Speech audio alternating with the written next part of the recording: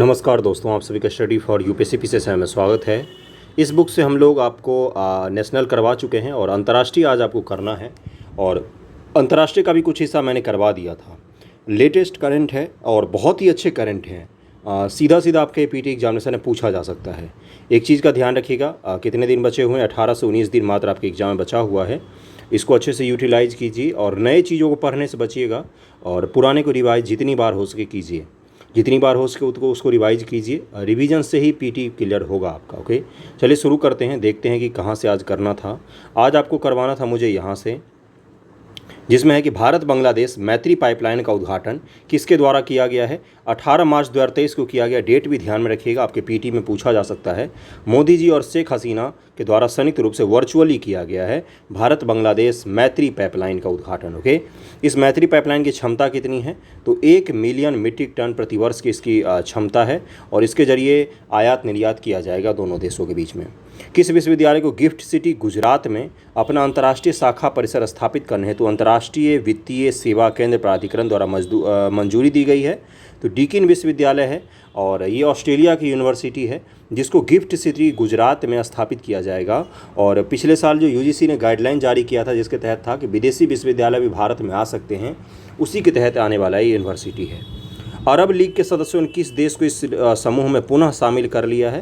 तो अरब लीग जो है इसने सीरिया को फिर से शामिल कर लिया है। कहाँ पर? तो अरब लीग के सदस्य के रूप में फिर से इसको शामिल कर लिया गया है। सीरिया को 2011 से निलंबित कर दिया गया था, वहाँ पर गृह युद्ध जब से शुरू हुआ था। अरब लीग के सदस्यों की संख्या कितनी है? तो टोटल 22 सदस्य हैं और सऊदी अरब जो है इसका प्रमुख नेतृत्वकर्ता में से एक है। अगले पर चलते, अगला देखिए क्या है। अगला है किस देश में यूरोप के सबसे शक्तिशाली परमाणु रिएक्टर का शुभारंभ हुआ है? और इस सीधा सीधा यही पूछा जा सकता है आपके पीटी में कि बताइए हाल ही में किस यूरोपियन देश में यूरोप का सबसे बड़ा परमाणु संयंत्र का उद्घाटन किया गया है? तो फिनलैंड में शुरू किया गया। फिनलैंड की राजधानी आपको पता होगा तो बता सकते हैं। उत्पादन क्षमता के लिहाजा से यूरोप के सबसे शक्तिशाली परमाणु रिएक्टर का क्या नाम है? तो इसका नाम है ओल्किलियोटो 3 नाम है इसका। इसको ज़रूर ध्यान में रखिएगा, ये दोनों इंपॉर्टेंट है आपके लिए। यह कितने मेगावाट क्षमता का परमाणु रिएक्टर है? तो 1600 मेगावाट परमाणु क्षमता का एक रिएक्टर है। समझ सकते हैं आप, अंदाज़ा लगा सकते हैं कितना बड़ा रिएक्टर है ये। विश्व का सबसे बड़ा नार्को स्टेट देश कौन सा बन गया है? तो ये सीरिया है।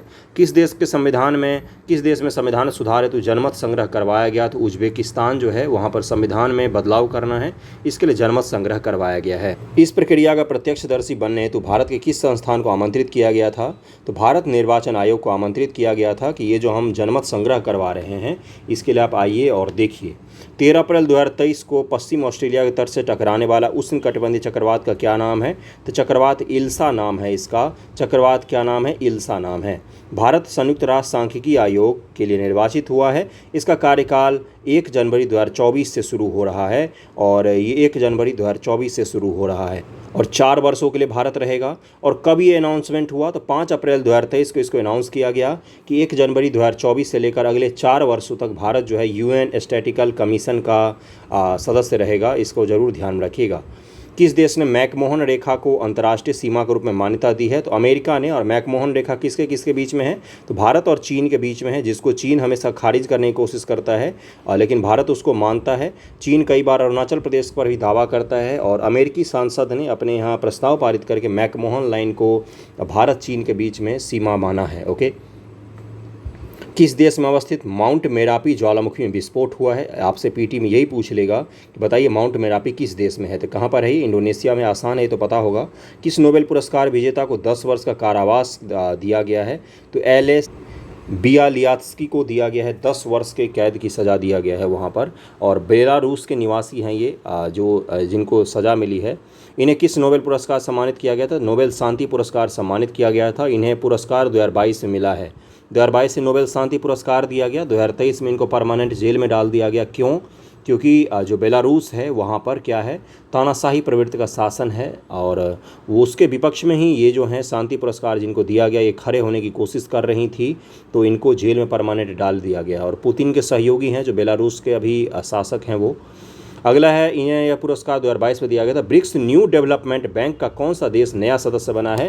तो इजिप्ट जो है, मिस्र जो है, वेरी वेरी इंपॉर्टेंट, ये ब्रिक्स के न्यू डेवलपमेंट बैंक का सदस्य बना है। आप मुझे ये बताइए कि एनडीबी का मुख्यालय कहाँ पर बनाया गया था? एनडीबी ब्रिक्स के द्वारा स्थापित बैंक है और इसका मुख्यालय कहाँ पर है ये आप मुझे बताने कष्ट कीजिए। विश्व के किस देश ने बैंक नोटों से ब्रिटिश सम्राट का चेहरा हटाने की घोषणा की है? तो ऑस्ट्रेलिया ने घोषणा की है। जनवरी 2023 में वासेनार समूह की अध्यक्षता किसने ग्रहण की? तो भारत ने ग्रहण की है वासेनार समूह की अध्यक्षता। 2023 से यूरो मुद्रा अपनाने वाला 20वां यूरोपीय देश कौन सा है? तो ये है क्रोएशिया, जिसने यूरो मुद्रा को अपनाया है और अपना मुद्रा को छोड़ दिया है। WHO द्वारा पारंपरिक चिकित्सा के लिए अपना वैश्विक केंद्र किस शहर में खोला जा रहा है? तो जामनगर गुजरात में WHO के द्वारा पारंपरिक चिकित्सा केंद्र जो होते हैं, जैसे सोवा रिगपा है, आयुर्वेद है, इसी तरह के जैसे यूनानी है, ये सब पारंपरिक चिकित्सा के होते हैं पद्धति, इसको लेकर WHO अपना केंद्र जामनगर गुजरात में खोलेगा।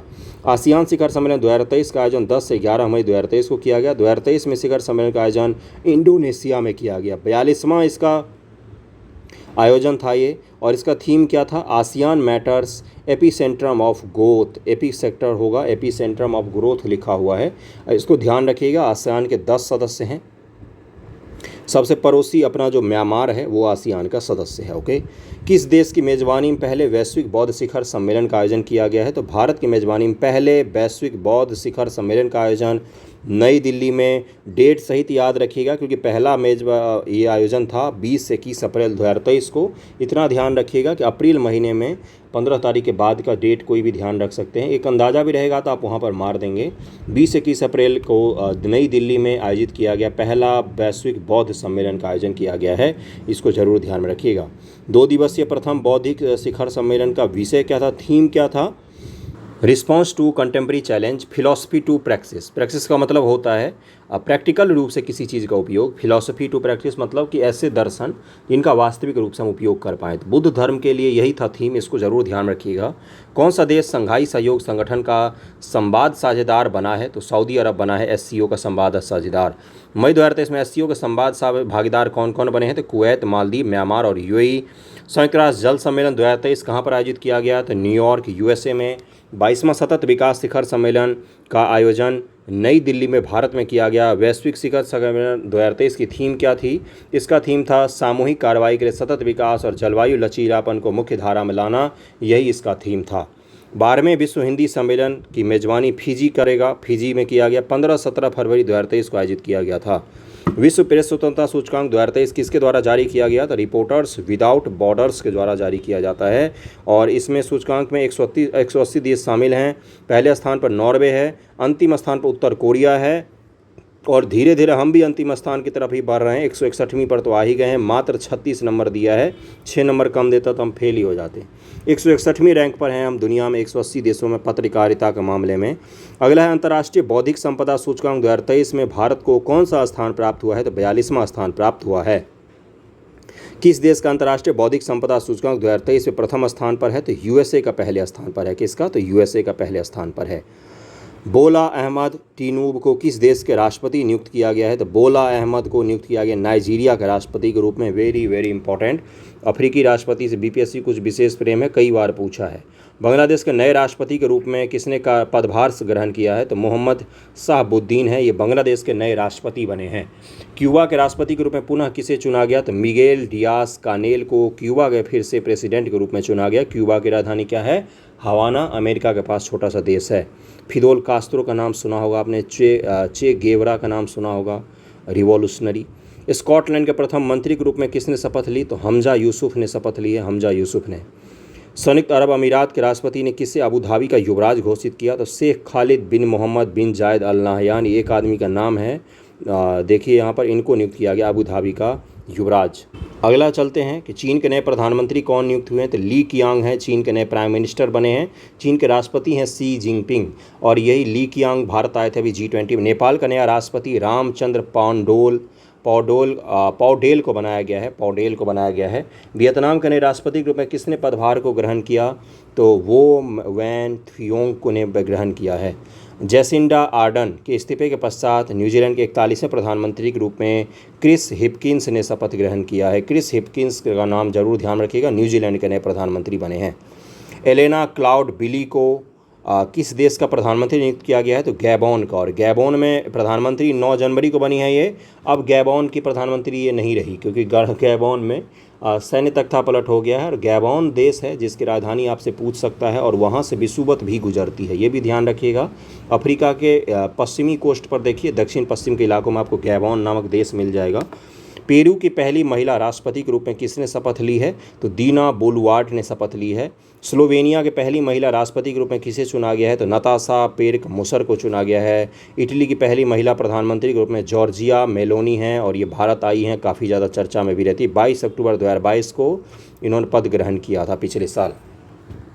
अब आर्थिकी को शुरू करते हैं हम लोग। इकोनॉमिक रूप से यहाँ पर आपके लिए इंपॉर्टेंट कुछ फैक्ट होंगे जहाँ से सीधा सवाल पूछा जा सकता है।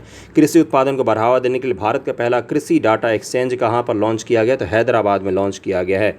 इसे किसके द्वारा लॉन्च किया गया? तो तेलंगाना सरकार के द्वारा लॉन्च किया गया, IISc बेंगलुरु के सहयोग से। कृषि उत्पादन को देने के लिए पहला कृषि डेटा एक्सचेंज कहाँ पर बनाया गया है? तो हैदराबाद में बनाया गया है। वित्तीय वर्ष 2022-23 भारत का शीर्ष इलेक्ट्रॉनिक उत्पाद निर्यातक राज्य कौन सा रहा? तो तमिलनाडु रहा है। दूसरे स्थान पर उत्तर प्रदेश है।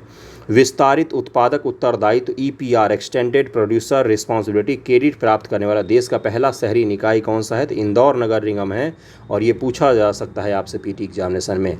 यह EPR क्रेडिट उसको इसलिए प्रदान किया गया है क्योंकि उसने प्रतिबंधित एकल उपयोग प्लास्टिक वस्तुओं के पुनः चक्रण हेतु उसको ये प्रदान किया गया है। जो सिंगल यूज प्लास्टिक हैं उसको जो बैन किया गया है उसके रिसाइकल करता है, इंदौर में सबसे ज़्यादा उसको रिसाइकल किया जाता है। किस संस्था के द्वारा विश्व निवेश रिपोर्ट वर्ल्ड इन्वेस्टमेंट रिपोर्ट जारी की जाती है और भारत टॉप 10 देशों में है जहां पर सबसे ज़्यादा निवेश आते हैं? अंकटाड नामक UN की संस्था है, संयुक्त राष्ट्र व्यापार और विकास सम्मेलन, इसी के द्वारा वर्ल्ड निवेश रिपोर्ट जारी की जाती है। भारत द्वारा वर्ष 2022 में कितना प्रत्यक्ष विदेशी निवेश FDI का अंतर्प्रवाह यानी कि इनफ्लो दर्ज किया गया? तो $49 बिलियन का बहुत पैसा होता है, घर भर जाएगा। उतने रुपए का घर में भी नहीं हटेगा। उतने रुपए का क्या हुआ है? भारत में निवेश आया है, इन्वेस्टमेंट आया, FDI आया है। इस रिपोर्ट के अनुसार 2022 में सबसे बड़ा FDI कौन के यहाँ पर मिला है? तो अमेरिका को मिला है, $285 बिलियन। इमेजिन कीजिए ज़रा। ऊर्जा संक्रमण सूचकांक किसके द्वारा जारी किया जाता है? तो विश्व आर्थिक मंच वर्ल्ड इकोनॉमिक फोरम के द्वारा जारी किया जाता है। सूचकांक में 120 देश शामिल है। पहले स्थान पर स्वीडन है, अंतिम स्थान पर यमन है, भारत 67वें स्थान पर है, आधे पर है अभी हम। वैश्विक बहुआयामी गरीबी सूचकांक किसके द्वारा जारी की जाती थी? UNDP multi dimensional poverty index जारी करती है। Very very important. कितने देश इसमें शामिल हैं? तो विश्व के 110 देशों पर ये रिपोर्ट जारी किया गया है और इसमें हमारी स्थिति अच्छी नहीं होती है। नीति आयोग द्वारा जारी निर्यात तैयारी सूचकांक में शीर्ष स्थान किस राज्य को प्राप्त हुआ है? पिछले साल भी नीति आयोग को इसी रिपोर्ट से सवाल पूछा गया था, 68वीं में। 2022 के रिपोर्ट के बारे में पहले स्थान किसको प्राप्त हुआ है? तमिलनाडु को प्राप्त हुआ है। सबसे अच्छे तरीके से निर्यात यहीं से किया जाता है। निर्यात तैयारी सूचकांक कौन सा संस्करण जारी किया गया? तो तीसरा संस्करण था ये, और इस सूचकांक में दूसरा स्थान महाराष्ट्र और तीसरा स्थान कर्नाटक को मिला है। इस सूचकांक में हिमालय राज्य में उत्तराखंड को पहला स्थान मिला है निर्यातकों के मामले में। लैंड लॉक्ड में हरियाणा को पहला स्थान मिला। लैंड लॉक्ड यानी कि जो ऐसे राज्य जिनका समुद्र से नहीं लगता है, कोस्ट नहीं लगता है, फिर भी वो निर्यात कर रहे हैं, ऐसे में हरियाणा टॉप पर है, उत्तर प्रदेश नहीं है। उत्तर प्रदेश इतना बड़ा राज्य है लेकिन वो नहीं है। छोटे राज्य केंद्रशासित प्रदेश में गोवा टॉप पर है क्योंकि समुद्र के किनारे ही ये स्थित है। इस रिपोर्ट के अनुसार निर्यात के लिए देश का सबसे जिला जामनगर गुजरात है। जिला के रूप में कौन सा है? तो जामनगर गुजरात है। स्टेट के रूप में तमिलनाडु टॉप पर है। EPI 2022 में उत्तर प्रदेश की रैंकिंग में स्कोर कितना है? तो रैंक 7 है उत्तर प्रदेश का। ये एक्सपोर्ट में रैंक 7 है और स्कोर है इसका 61.23। बिहार की रैंक है 22 और स्कोर हमारा मात्र 41.06 है। राष्ट्रीय बहुआयामी गरीबी सूचकांक नीति आयोग द्वारा जारी की जाती है। एक प्रगति संबंधी समीक्षा नामक रिपोर्ट नीति आयोग द्वारा गरीबी सूचकांक देश में नीति आयोग जारी करती है। इस रिपोर्ट के अनुसार 15-16 से 19-21 के मध्य में 13.5 करोड़ लोग गरीबी से मुक्त हो गए हैं, मल्टी डायमेंशनल पॉवर्टी से मुक्त हुए हैं। लेकिन इसका ये कतई मतलब नहीं कि 13.5 करोड़ लोग अमीर हो गए हैं। ये गरीबी रेखा के बिल्कुल समीप में होते हैं। थोड़ा सा विपरीत परिस्थिति मिलता है, फिर से इनकी घर की हालत ख़राब हो जाती है। किस राज्य में गरीबों की संख्या में सर्वाधिक गिरावट आई है? तो सबसे ज़्यादा गरीबों की संख्या अगर संख्या के दृष्टिकोण से उत्तर प्रदेश में सबसे ज़्यादा गिरावट आई है। 15-16 से 19-21 के अवधि के दौरान उत्तर प्रदेश में 3.43 करोड़ लोगों को गरीबी रेखा से निकाला गया है। वेरी गुड, मतलब इसको बोलते हैं गवर्नेंस, अच्छी बात है ये। उत्तर प्रदेश के बाद गरीबी की संख्या में सर्वाधिक गिरावट क्रम से अपने बिहार में, एक्सलेंट एवं मध्य प्रदेश में हुआ है। ध्यान में रखिएगा, जिनको पहले बीमारू राज्य कहा जाता था, जहाँ पर सबसे ज़्यादा गरीब होंगे वहीं तो टॉप में आएंगे गरीबी कम करने के मामले में। तो यूपी सबसे ज़्यादा संख्या है वहाँ पर, तो यूपी सबसे ज़्यादा गरीबों को कम करेगा, उसके बाद बिहार गरीबों को कम करेगा, फिर एमपी गरीबों को कम करेगा। ओके, देश का वह राज्य जहाँ 19-21 में बहुआयामी रूप से गरीबों की संख्या सर्वाधिक है तो ये अपना बिहार है। 33.76% लोग अभी भी अपने बिहार में गरीब हैं। बहुत ज़्यादा स्थिति खराब है। पिछले रिपोर्ट में 51% से ज़्यादा लोग अपने यहाँ गरीब थे, उसके तुलना में सुधार काफ़ी हमने किया है। 33.76 के अंतिम आंकड़े तक याद रखिएगा। वर्ष 1921 में उत्तर प्रदेश बहुआयामी रूप से गरीबी लोगों का प्रतिशत 22.93% उत्तर प्रदेश में लोग हैं जो गरीबी रेखा के नीचे रहते हैं। अगला है आपका न्यूज़ की ट्विटर को किस रूप में रीब्रांड किया गया, तो इसका नाम एक्स रख दिया गया है। कल को एलन मस्क जी का नाम होगा तो इसका नाम रख देंगे पिंग पोंग। तो ऐसा कुछ भी हो सकता है, वो आदमी कुछ भी कर सकता है। ट्विटर का नाम अब कर दिया गया है एक्स। ओके, इंटर ब्रांड के वर्ष 2023 की 50 सबसे मूल्यवान भारतीय ब्रांड की सूची में किसे स्थान प्राप्त हुआ है, तो टीसीएस सर्विस को प्राप्त हुआ है। आरबीआई के गवर्नर ने कौन सा वित्तीय समावेशन डैशबोर्ड को लॉन्च किया है, तो अंतर्दृष्टि समावेशन को लॉन्च किया गया है आरबीआई के द्वारा। बॉम्बे स्टॉक एक्सचेंज पर 1 लाख रुपए प्रति शेयर का आंकड़ा छूने वाला पहला भारतीय स्टॉक कौन बना है, तो एमआरएफ लिमिटेड है जिसने 1 लाख रुपए प्रति शेयर का आंकड़ा छू लिया है। समझ सकते हैं आप। भारत का राष्ट्रीय स्वास्थ्य लेखा अनुमान 19-21 जारी किया गया, 25 अप्रैल 2023 को जारी किया गया है। अगला है आपका नीति आयोग के सदस्य डॉक्टर विनोद के पॉल के द्वारा जारी किया गया रिपोर्ट। देश की कुल जीडीपी में सरकारी स्वास्थ्य व्यय की हिस्सेदारी 1.35% है। कुल जीडीपी में हम स्वास्थ्य पर कितना खर्च करते हैं, मात्र 19-20 में था ये कितना था, तो 1.35% मात्र। 19-20 के लिए भारत के लिए कुल स्वास्थ्य का व्यय 6,55,822 करोड़ रुपए अनुमानित है। यह जीडीपी का 3.27% था। 20 से 23 के लिए किस राज्य ने प्रधानमंत्री फसल बीमा योजना के सर्वोत्तम क्रियान्वयन हेतु राष्ट्रीय पुरस्कार जीता, तो प्रधानमंत्री फसल बीमा योजना में कर्नाटक टॉप पर है। छोटे राज्य केंद्र शासित प्रदेश में पुदुचेरी टॉप पर है फसल बीमा योजना के मामले में। अगला है कोरोना काल में पीएम कुसुम योजना के क्रियान्वयन में अवरोध उत्पन्न होने के कारण इस योजना का विस्तार अब 2026 तक के लिए कर दिया गया। पीएम कुसुम योजना, पीएम कुसुम का पूर्ण रूप से क्या है, प्रधानमंत्री किसान ऊर्जा सुरक्षा उत्थान महाअभियान। यानी कि आप सोलर पंप वगैरह का इस्तेमाल करें या सोलर प्लेट का इस्तेमाल करें, बिजली उत्पादन करें और देश को बेच दें बिजली, आपसे भारत सरकार बिजली खरीद लेगी। All India survey higher education किसके द्वारा जारी किया जाता है, तो केंद्रीय शिक्षा मंत्रालय भारत सरकार जारी करती है इसको। शिक्षार्थी नामांकन के संदर्भ में शीर्ष 6 राज्य कौन से हैं, तो यूपी टॉप पर है, फिर महाराष्ट्र, तमिलनाडु, मध्य प्रदेश, कर्नाटक और राजस्थान है। इस क्रम को ध्यान में रखने की कोशिश कीजिएगा। वित्त मंत्री निर्मला सीतारमण द्वारा केंद्रीय बजट 23-24 कब प्रस्तुत किया गया, 1 फरवरी 2023 को प्रस्तुत किया गया है। बजट में सप्तऋषि शब्द दिया गया है, सातों के सातों आपको याद होने चाहिए। पहला है समावेशी विकास, दूसरा अंतिम छोर तक पहुंच, तीसरा अवसंरचना और निवेश, चौथा है समस्याओं को सामने लाना, पांचवा हरित विकास, छठा है युवा शक्ति और सातवां है वित्तीय क्षेत्र। आज ही सुबह सुबह केंद्रीय बजट मैंने अपलोड किया तो उसमें सातों को सातों डिटेल में पढ़ाया और यहाँ से सवाल पूछा ही जाएगा, पेपर में आएगा तो बता देना मुझे। सरकार द्वारा कुशल युवाओं को अंतर्राष्ट्रीय अवसर उपलब्ध कराने के लिए कितने स्किल इंडिया सेंटर बनाए जाएंगे, तो 30 स्किल इंडिया सेंटर बनाए जाएंगे। देश भर में 30 स्किल इंडिया सेंटर बनाए जाएंगे। बजट अनुमान 23-24 में वर्ष 22-23 के लिए देश की आर्थिक वृद्धि दर अनुमानित है 7% अनुमानित है। एग्रो स्टार्टअप शुरू करने के लिए युवा उद्यमियों हेतु स्थापित निधि का क्या नाम है, एग्रीकल्चर में आप नए नए स्टार्टअप को शुरू कीजिए, उसी को एग्रो स्टार्टअप कहते हैं। इसका कृषि वर्धक निधि नाम रखा गया है।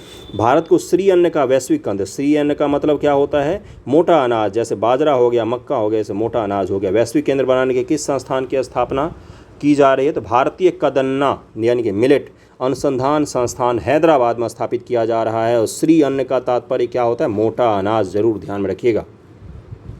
तटीय क्षेत्र और लवण भूमि में पर जहां व्यवहार्य हो मैंग्रोव पौधारोपण प्रारंभ करने के लिए मिस्टी पहल को लाया गया। कल भी मैंने बताया था, mangrove initiative for solar line habitat and tangible incomes.